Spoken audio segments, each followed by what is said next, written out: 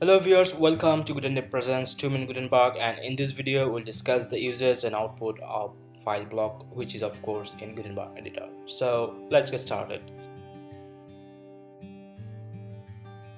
Click on the plus sign and go to command blocks and select file.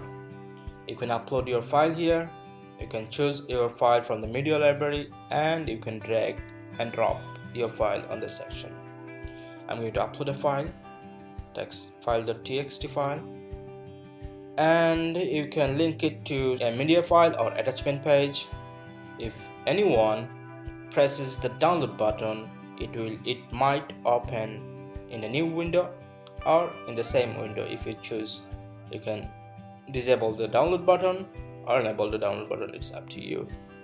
You can change the text here, and you can also change the text of the download button. So let's see what's the output. So you can see your file can be downloaded from here, and that's it. If you have any question, drop it on the comment section below. We'll love to answer to your queries. Till then, goodbye.